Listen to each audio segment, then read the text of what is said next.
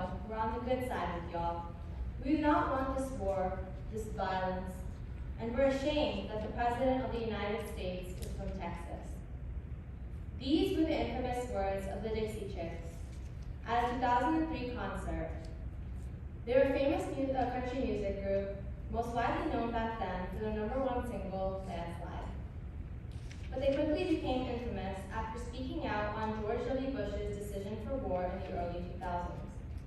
Because, as you can probably already tell, the Dixie Chicks did not represent all of America, as many were united after 9/11 in pursuing the war on terror. But you might be wondering why I'm telling you all of this, and what it has to do with cancel culture.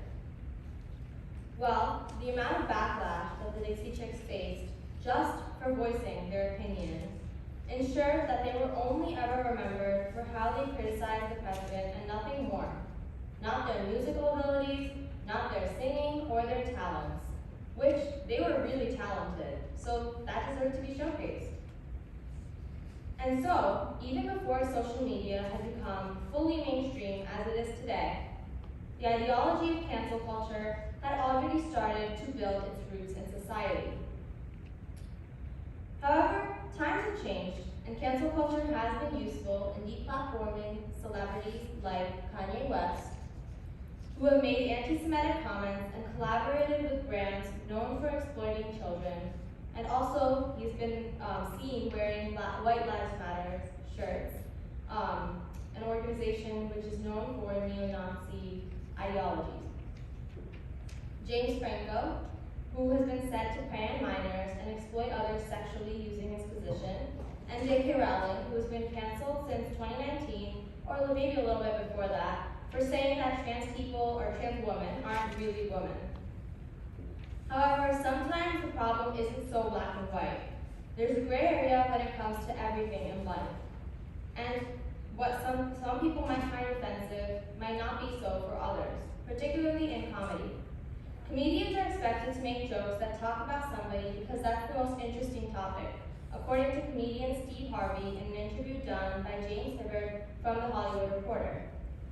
Sometimes these comedians do cross the line, like in the Chris Rock, Will Smith situation that we know all too well happened at the Oscars last year. But do comedians who make these types of jokes always be canceled for it?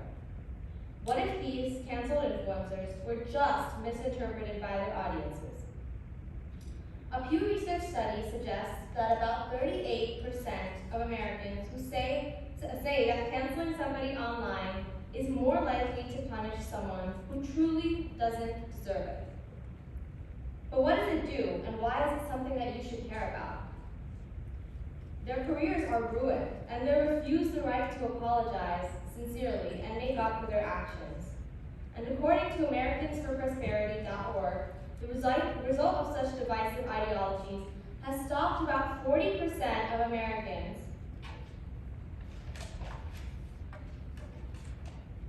from being able to voice their opinions about important topics because they're afraid that people will retaliate against them for it. This is a drastic number compared to the mere 13% of Americans that felt this way in the 1950s. What's more is that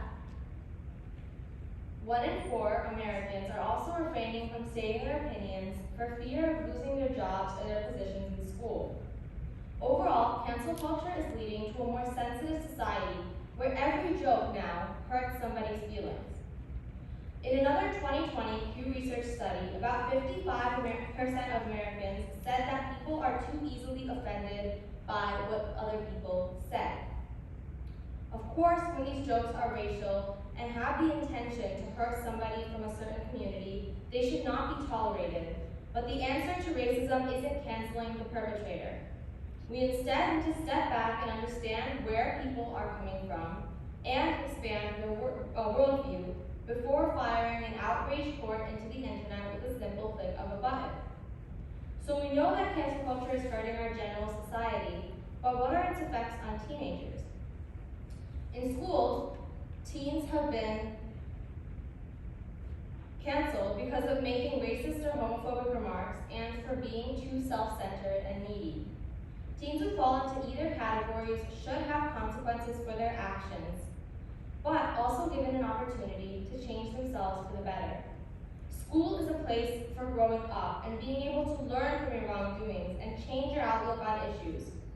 But the isolation that comes with cancel culture is causing many teens to be terrified of voicing their opinions on controversial issues for fear of rejection. Who, with a show of hands, has this ever happened to where you have stopped saying things that you want to say for fear of rejection? This is the greatest injustice that someone can put on a child, or teen, or a grown-up even, because they must learn the power of their voice and understand that it can spark thoughtful conversations as well as repercussions.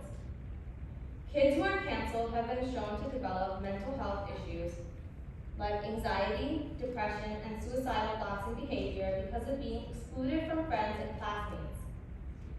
For me, my biggest experience with cancel culture was in the midst of the most horrible year for many Americans, 2020. The Black Lives Matter movement was just starting to get the attention it deserved from the general public after the killing of an innocent black man, George Floyd. In the months following this, emphasis was put in schools to learn about Black history and honor them rightfully. But in many schools, this wasn't a wake-up call to talk about other races as well and educate people into being more inclusive for all. Only after Asian people started to get targeted for spreading the coronavirus did people talk about the struggles they had faced in the past and were facing at that time. Bringing attention to problems is important when things like this happen, but by focusing on only one race and its needs, people ignore the bigger picture, which is that all ethnicities deserve equal rights, no matter how small their population share is in the United States. The lesson is a universal one. My point is not to ignore the inequities in treatment of the Black population, but to recognize this as a way to bring various people of different cultures and backgrounds together to lobby and stop injustices over race. But back then, I was so extremely afraid of ever speaking to anybody about this.